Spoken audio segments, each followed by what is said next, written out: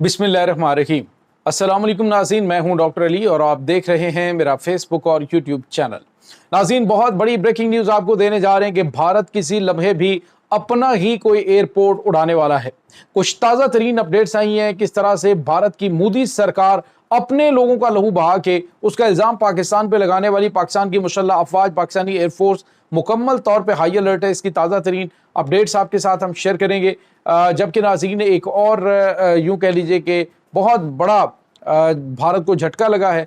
भारत के लिए इस वक्त बुरी से बुरी खबरें आ रही हैं। एक तो अमेरिकी सदर डोनाल्ड ट्रंप नहीं संभाले जा रहे, जबकि दूसरी जानिब नाज़रीन बांग्लादेश ने इस वक्त एक लेफ्टिनेंट जनरल है बांग्लादेश के सीनियर आर्मी ऑफिसर, उन्होंने बांग्लादेश के बड़े अहम तरीन वो ऑफिसर हैं, उन्होंने भारत को धोकर रख दिया। नाज़रीन, ऐसे इंकशाफात किए हैं कि दुनिया हैरान परेशान हो गई है कि आखिर ये क्या चल रहा है। इसकी ताज़ा तरीन अपडेट्स आप जानेंगे। वीडियो की तफसील में जाने से पहले अगर आपने हमारे इस चैनल को सब्सक्राइब नहीं किया हुआ तो आपसे गुजारिश है काइंडली इसको सब्सक्राइब कर लें और बेल आइकन को ज़रूर दबा दें ताकि हमारी आने वाली वीडियो सबसे पहले आप तक पहुंच सकें। नाज़रीन, हम आपके शुक्रगुजार हैं जो आप हमारे वीलॉग्स को देखने के लिए वक्त निकालते हैं और कमेंट सेक्शन में अपनी मोहब्बतों का इजहार भी करते हैं। नाज़रीन, इस वक्त सूरत हाल जो है वो ये है कि भारत जो है उसे एक के बाद एक झटका लग रहा है। आप अंदाज़ा लगाइए नाज़रीन कि छोटे से छोटा मुल्क जो कल तक भारत के ज़ेरे अताब था, जो भारत के फैसले जो है उसके ऊपर सादर किए जाते थे, तो अब जो है वो ममालिक नाज़रीन उसके खिलाफ इस तरह खड़े हो जाएंगे कि उसके झूठ और उसके प्रोपेगेंडे को इस तरह से बेनकाब करेंगे कि पूरी दुनिया जो है वो हैरान परेशान हो जाएगी कि आज तक भारत करता क्या रहा है। नाज़रीन, यहाँ पे आपको ये बताते चलें कि एक जो बांग्लादेश है इसके सीनियर आर्मी ऑफिसर हैं, लेफ्टिनेंट जनरल डालम उनको कहते हैं, और ये नाज़रीन शरीफुद्दीन इनका नाम है, लेफ्टिनेंट जनरल शरीफुद्दीन डालम, और इनको मेजर डालम के नाम से मशहूर थे और बड़ी अहम तरीन पोस्टों के ऊपर ये रहे हैं बांग्लादेश की फ़ौज के अंदर।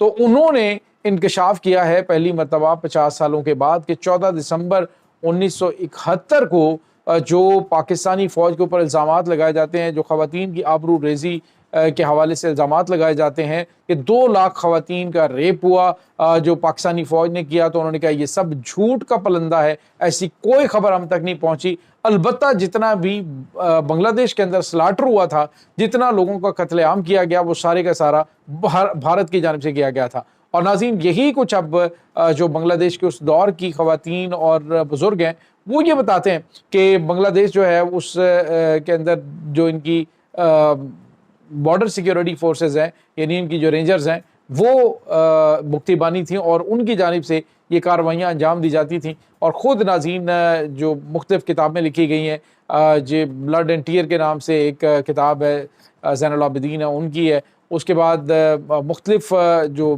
तज़किया निगार हैं उन्होंने, और शर्मिला बोस एक BBC की वो खातून एंकर भी रही हैं और उन्होंने अपनी किताब लिखी, उसके अंदर उन्होंने बहुत बड़े बड़े इंकशाफात किए कि जिसके अंदर उन्होंने कहा जी कि भारत की जानिब से जो कुछ किया गया वहाँ पे उसका इल्ज़ाम पाकिस्तानी फ़ौज पे लगा के, तो 1971 में जबकि अबलाग के जो ज़राए हैं वो सिर्फ़ और सिर्फ ये अखबारात हुआ करते थे या रेडियो TV हुआ करता था, तो उस दौर के अंदर इस प्रोपेगेंडे को फैलाया गया और फिर जो इंटरनेशनल मीडिया है उसकी जो रिपोर्ट्स हैं वो उसमें शामिल की गई। तो जनरल डालम कहते हैं जी कि सिर्फ 2 हमारे पास केसेस हैं, लेकिन वो भी हकीकत पर मबनी हैं या नहीं इस बारे में कुछ नहीं कहा जा सकता। लेकिन फ़ौज के बारे में, पाकिस्तानी फ़ौज के बारे में जो इल्ज़ामात लगाए जाते हैं सरासर झूठ पर मबनी, और इसकी कोई भी मतलब वो तस्दीक उन्होंने नहीं की है।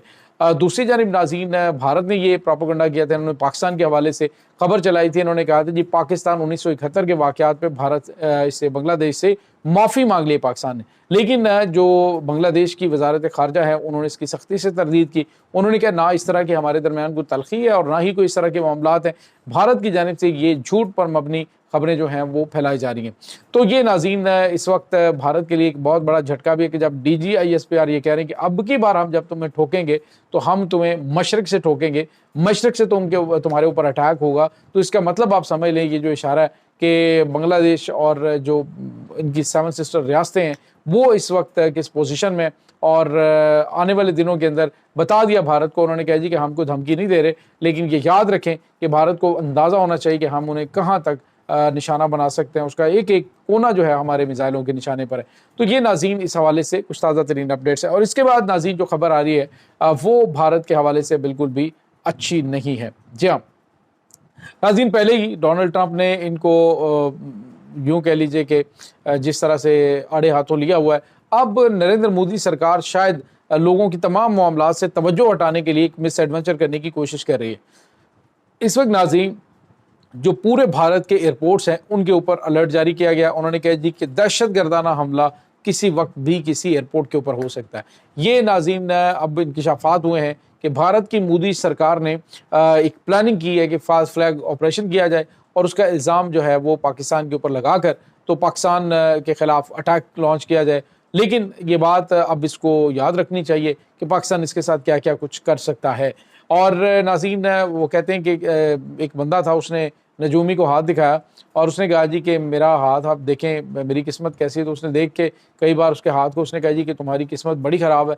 लेकिन 40 साल के बाद उसने कहा जी 40 साल बाद मेरे हालात ठीक हो जाएंगे। उसने कहा नहीं, हालात ठीक नहीं होंगे, फिर तुम इन हालात के आदी हो जाओगे। तो नाज़रीन पाकिस्तान जो है वो भारत के इन हथकंडों का आदी हो चुका है, जो ये फास्ट फ्लैग ऑपरेशन करने की कोशिश करते हैं। समझौता एक्सप्रेस से लेकर ऑनवर्ड आप देखें, ये पुलवामा अटैक हुआ, उसके बाद ये पहलगाम अटैक हुआ, उसके बाद जो ताजमहल होटल के ऊपर हमला हुआ था, ये तमाम के तमाम वाक़यात आप देखें तो उसमें भारत की खुफिया एजेंसी रॉ मुलविस थी और मकसद फास्ट फ्लैग ऑपरेशन करके पाकिस्तान के खिलाफ कार्रवाई अंजाम देना। अब नाज़रीन ये इस वक्त एक और घिनौना मनसूबा जो है वो अंजाम दे रहे हैं, जिसमें ये कश्मीर के अंदर निहत्ते मुसलमान जो हैं उनको शहीद कर रहे हैं और उसका इल्ज़ाम लगाया जा रहा है जी कि ये पाकिस्तान से आने वाले जो हैं वो शहरी थे जो कि यहाँ पे दहशतगर्दी फैला रहे थे। यानी कोई ना कोई इस तरह का बहाना भारत की जानिब से तराशा जा रहा है। लेकिन याद रखें कि भारत अभी पहले से ज़्यादा कमज़ोर पोजीशन में, क्योंकि एक तो इनके राफेल आउट ऑफ ऑर्डर हो चुके हैं, दूसरा जो है वो इनके जो S-400 डिफेंस सिस्टम है वो, और फिर जिस तरह से इनके जो सोर्स कोड लीक हुए हैं ये राफेल हथियारों के, वो ये तमाम तर अगर सिनेरियो के अंदर देखा जाए तो भारत पाकिस्तान के ऊपर एक लिमिटेड अटैक करने की कोशिश कर सकता है, ब्रह्मोस मिसाइलों का इस्तेमाल कर सकता है या फिर ड्रोन्स का इस्तेमाल करेगा, क्योंकि इसके उसने देख लिया है कि एयरफोर्स को मुकाबले में लेके आएगा और शायद वो पाकिस्तान के PL-15 मिसाइलों की रेंज से अपने जो तैयारे हैं उनको रखे भी दूर इस जंग के दौरान। लेकिन ये जंग नाज़रीन महदूद पैमाने पे शुरू किसी वक्त भी हो सकती है, क्योंकि मोदी सरकार के ऊपर प्रेशर बहुत ज़्यादा है। हर तरफ से जूते पड़ रहे हैं, हर तरफ से बेइज्जती हो रही है कि ऑपरेशन सिंदूर नाकाम हुआ है, पाकिस्तान कामयाब हुआ है और पाकिस्तान ने इस अंदाज से कामयाबी हासिल की है कि भारत जो है उसको शर्मनाक तरीके से सरेंडर करना पड़ा है। मोदी हुकूमत इस वक्त किसी को कोई जवाब नहीं दे पा रही। दूसरी जानब 7 किलोमीटर मज़ीद चाइना जो है वो लद्दाख और अरुणाचल प्रदेश में दाखिल हो चुका है और मज़ीद 7 किलोमीटर आगे आ चुका है। पहले भी उन्होंने बस्तियां बनाई थी, मज़ीद 7 किलोमीटर आगे। और इसका जो इंकिशाफ है वो भारतीय अपोजिशन लीडर राहुल गांधी की जानिब से किया गया कि देखें एक तरफ पाकिस्तान इनको ठोक रहा है, दूसरी जानिब चाइना 7 किलोमीटर अंदर आ गए। लेकिन मोदी सरकार जो है वो अपनी हठधर्मी के ऊपर कायम है, वो अपनी जो हक़ाइक़ है वो कौम के सामने और अवामी नुमाइंदों के सामने नहीं रख रहे। तो ये नाज़रीन इस वक्त ताज़ा तरीन अपडेट्स हैं। इस तमाम सूरत हाल के बारे में आपका क्या कहना है? कमेंट सेक्शन में अपने ख्यालात का इजहार ज़रूर कीजिएगा। इंशाल्लाह बहुत जल्द मिलते हैं एक नई वीडियो में। तब तक के लिए अपना बहुत सारा ख्याल रखिएगा। अल्लाह हाफ़िज़।